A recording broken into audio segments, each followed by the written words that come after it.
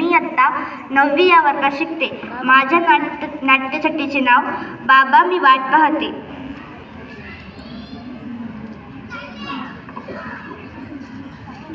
आता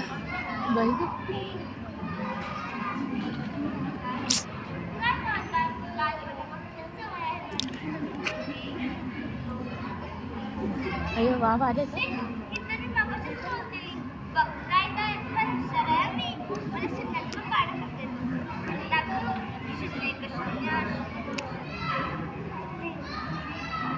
शून्य एक शून्य शून्य दोन शून्य शून्य एक शून्य शून्य चौक शून्य. म्हणजे शून्याचा पाडा थोडा कठीणच असतो ना. माझी ना एक मैत्रीण आहे गौरी, तिला गणिताच्या पेपरला 0 मार्क पडले तर त्याची आई म्हणते कशी काय ग गौरी कठीण आहे तुझं. म्हणून म्हटलं कुठलाही पाडा आलाय ना तरी चालेल पण शून्याचा हा हवाच आहे की नाही. हुशार आहेच मुळी. माझे बाबा ना मला नेहमी हुशार मुलगी म्हणतात, पण माझी आई नुसती माझ्यावर रागवत असते, कधीच मला समजून घेत नाही.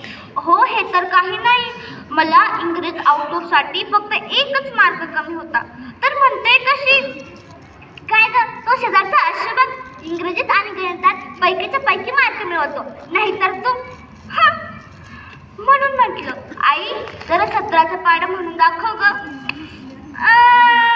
शाळेत मार खाल्ला नाही म्हणून सगळे फटके आताच खाऊ घातलाय.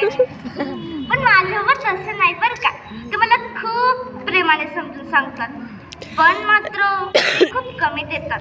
अहो काही करणार बिचारे, त्यांना इतकं काम असतं की धड ना इकडे ना तिकडे सारखी त्याची धावपळ चालू असते. शिवाय मी एक मिलिटरी मॅनची मुलगी आहे ना म्हणून. पण जेव्हाही माझे बाबा घरी येतात ना तेव्हा त्यांची आणि माझी धिंगामस्ती करायची फेवरेट जागा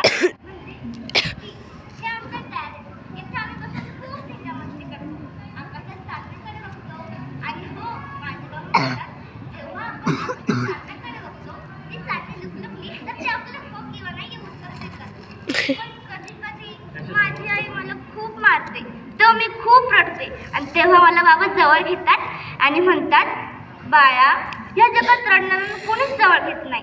आणि हो देवबाप्पाला पण अशी मला आवडत नाही बरं का. मग मी म्हटलं देवबाप्पाला जरी मी आवडली नाही ना तरी चालेल, पण माझ्या बाबांना मी आवडायलाच हवी. हे तर काही नाही, माझे बाबा जेव्हा पण घरी येतात ना तेव्हा मला ड्रायफ्रूट्स चॉकलेट खेळण्या खूप काही आणतात. पण जेव्हा सांगून येत नाही ना तेव्हा मला त्याचा खूप राग येतो. मग 1 दिवस होतात, 2 दिवस होतात, 3 दिवस होतात, 4थ्या दिवशी कुठे आवडतं